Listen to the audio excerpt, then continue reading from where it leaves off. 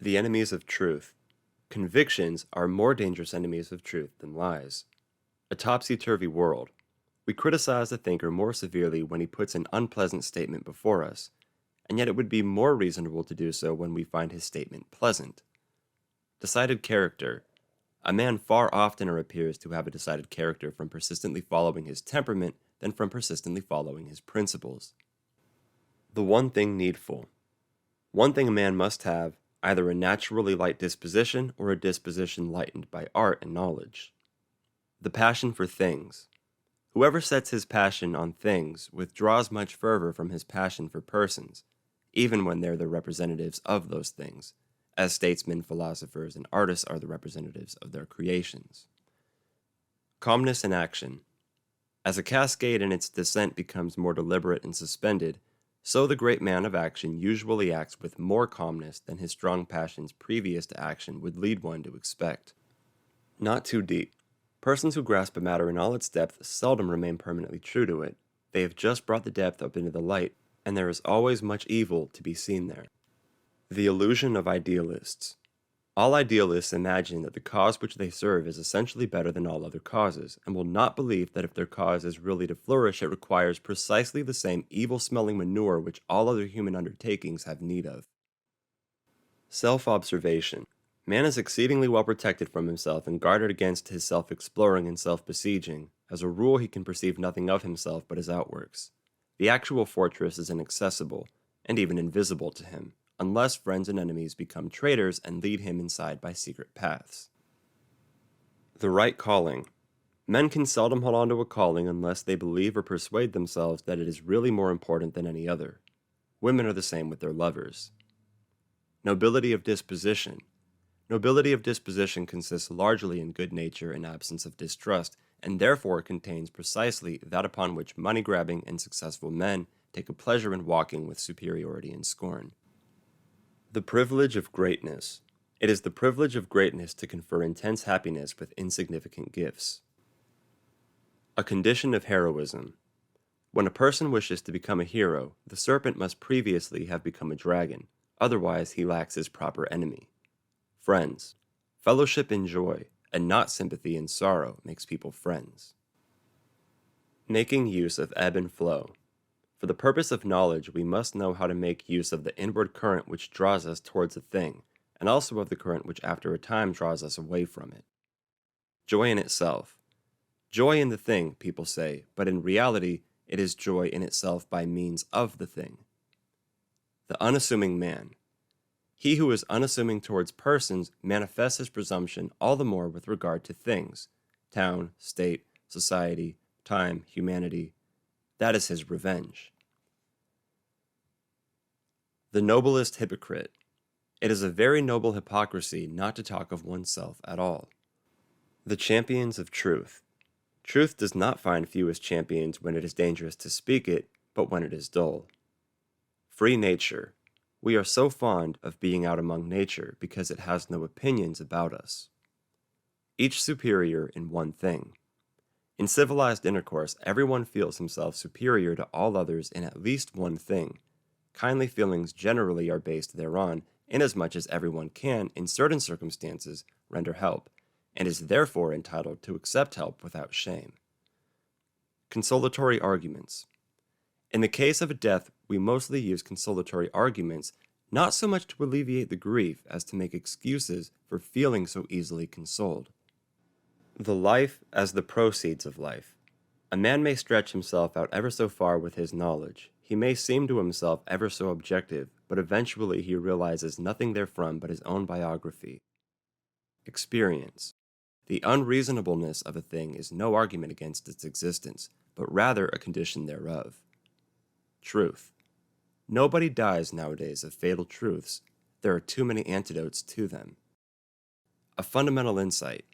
There is no pre-established harmony between the promotion of truth and the welfare of mankind. Man's lot.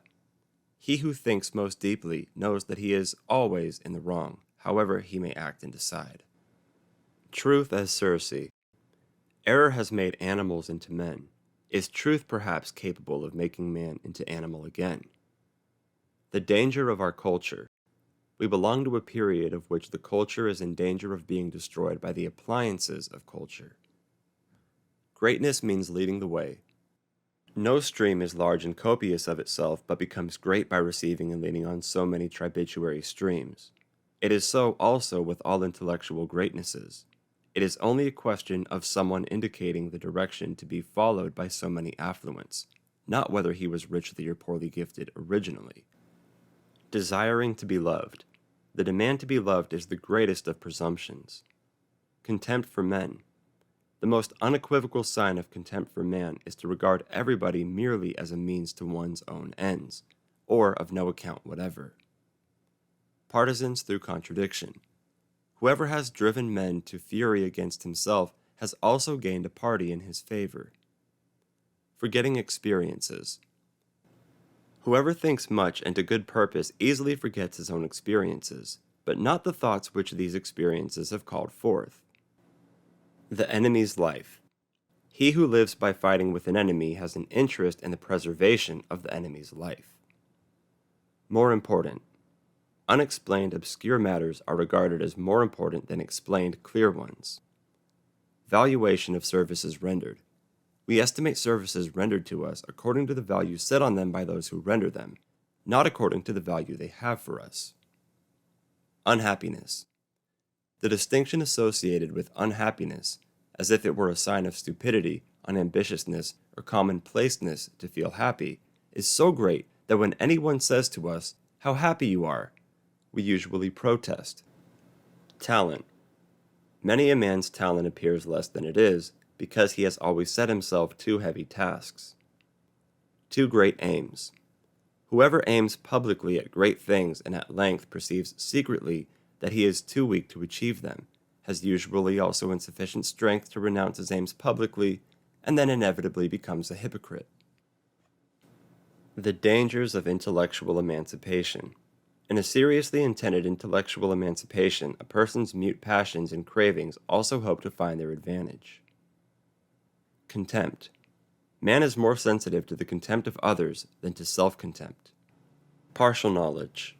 He who speaks a foreign language imperfectly has more enjoyment therein than he who speaks it well. The enjoyment is with the partially initiated. Dangerous helpfulness. There are people who wish to make human life harder for no other reason than to be able afterwards to offer men their life-alleviating recipes, their Christianity, for example. Casting suspicion. We endeavor to cast suspicion on persons whom we cannot endure. Love and hatred.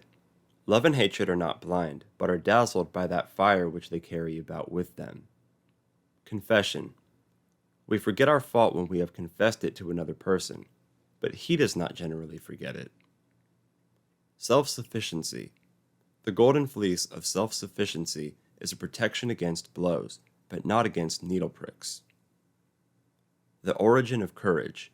The ordinary man is as courageous and invulnerable as a hero when he does not see the danger, when he has no eyes for it. Reversely, the hero has his one vulnerable spot upon the back where he has no eyes. The danger of personal influence. Whoever feels that he exercises a great inward influence over another person must give him a perfectly free rein, must in fact welcome and even induce occasional opposition, otherwise he will inevitably make an enemy. Partial knowledge. Partial knowledge is more triumphant than complete knowledge.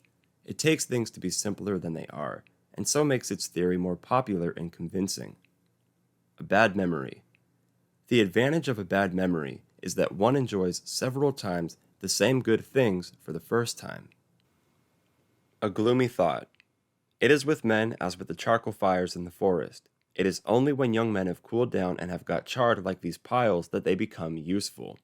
As long as they fume and smoke, they are perhaps more interesting, but they are useless and too often uncomfortable. Humanity ruthlessly uses every individual as material for the heating of its great machines. But what then is the purpose of the machines, when all individuals, that is, the human race, are useful only to maintain them? Machines that are ends in themselves. Is that the Humana Commedia? Attack or compromise. We often make the mistake of showing violent enmity towards a tendency, party, or period because we happen only to get a sight of its most exposed side, its stuntedness, or the inevitable faults of its virtues, perhaps because we ourselves have taken a prominent part in them. We then turn our backs on them and see a diametrically opposite course, but the better way would be to seek out their strong good sides, or to develop them in ourselves. To be sure, a keener glance and a better will are needed to improve the becoming and the imperfect than are required to see through it in its imperfection and to deny it. The day's first thought. The best way to begin a day well is to think on awakening whether we cannot give pleasure during the day to at least one person. If this could become a substitute for the religious habit of prayer, our fellow men would benefit by the change. Deceptive and yet defensible. Just as in order to pass by an abyss or to cross a deep stream on a plank we require a railing, not to hold fast by, for it would instantly break down with us, but to give the notion of security to the eye, so in youth we require persons who unconsciously render us the service of that railing.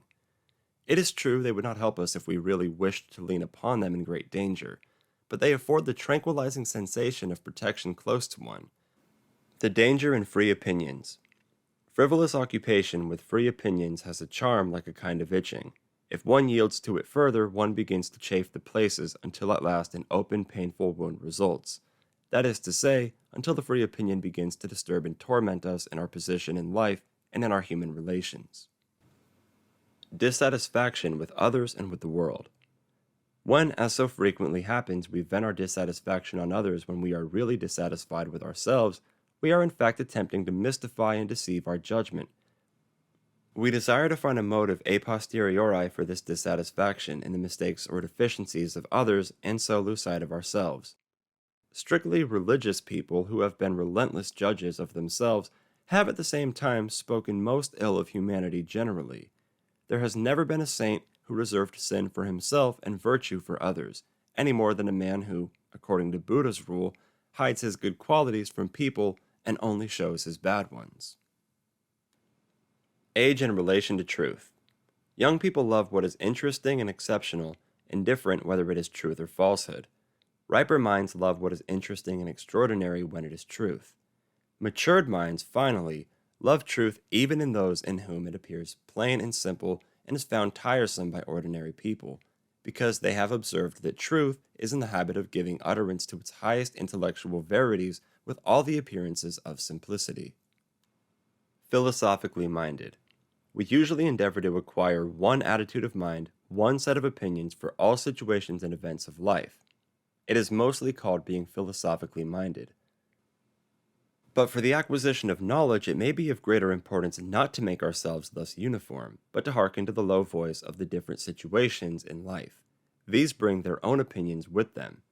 We thus take an intelligent interest in the life and nature of many persons by not treating ourselves as rigid, persistent, single individuals.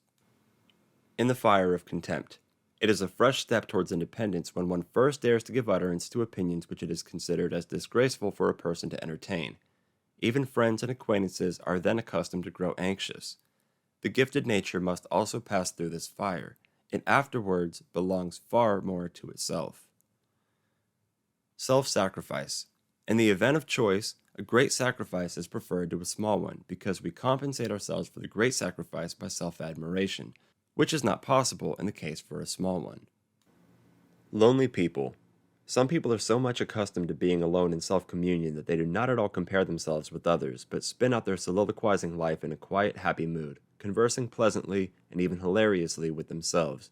If, however, they are brought to the point of comparing themselves with others, they are inclined to a brooding underestimation of their own worth, so that they have first to be compelled by others to form once more a good and just opinion of themselves, and even from this acquired opinion they will always want to subtract and abate something.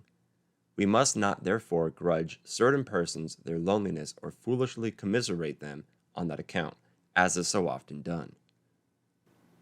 Without melody. There are persons to whom a constant repose in themselves and the harmonious ordering of all their capacities is so natural that every definite activity is repugnant to them. They resemble music which consists of nothing but prolonged harmonious accords without even the tendency to an organized and animated melody showing itself. All external movement serves only to restore the boat its equilibrium on the sea of harmonious euphony. Modern men usually become excessively impatient when they meet such natures who will never be anything in the world, only it is not allowable to say of them that they are nothing. But in certain moods, the sight of them raises the unusual question: why should there be melody at all? Why should it not suffice us when life mirrors itself peacefully in a deep lake? The Middle Ages were richer in such natures than our times. How seldom one now meets with anyone who can live on so peacefully and happily with himself, even in the midst of the crowd, saying to himself, like Goethe, "The best thing of all is the deep calm in which I live and grow in opposition to the world, and gain what it cannot take away from me with fire and sword." He who has not passed through different phases of conviction but sticks to the faith in whose net he was first caught is under all circumstances, just on account of this unchangeableness, a representative of atavistic culture. In accordance with this lack of culture, he is severe, unintelligent, unteachable, without liberality, an ever suspicious person, an unscrupulous person who has recourse to all expedients for enforcing his opinions because he cannot conceive that there must be other opinions. He is, in such respects, perhaps a source of some strength, and even wholesome in cultures that have become too emancipated and languid, but only because he strongly incites to opposition, for thereby the delicate organization of the new culture, which is forced to struggle with him, becomes strong itself. The methodical search for truth is itself the outcome of those ages in which convictions were at war with each other. If the individual had not cared about his truth, that is to say, about carrying his point, there would have been no method of investigation. Thus, however, by the eternal struggle of the claims of different individuals to absolute truth, people went on step by step to find irrefragable principles according to which the rights of the claims could be tested and the dispute settled. At first, people decided according to the authorities. Later on, they criticized one another's ways and means of finding the presumed truth. In the interval, there was a period when people deduced the consequences of the adverse theory and perhaps found them to be productive of injury and unhappiness, from which it was then to be inferred by everyone that the conviction of the adversary involved an error. The personal struggle of the thinker at last so sharpened his methods that real truths could be discovered, and the mistakes of former methods exposed before the eyes of all. There is certainly also an entirely different species of genius, that of justice, and I cannot make up my mind to estimate it lower than any kind of philosophical, political, or artistic genius. Its peculiarity is to go, with heartfelt aversion, out of the way of everything that blinds and confuses people's judgment of things. It is consequently an adversary of convictions, for it wants to give their own to all, whether they be living or dead, real or imaginary, and for that purpose it must know thoroughly. It therefore places everything in the best light and goes around with careful eyes. Finally, it will even give to its adversary the blind or short-sighted conviction. As men call it, among women it is called faith, what is due to conviction for the sake of truth.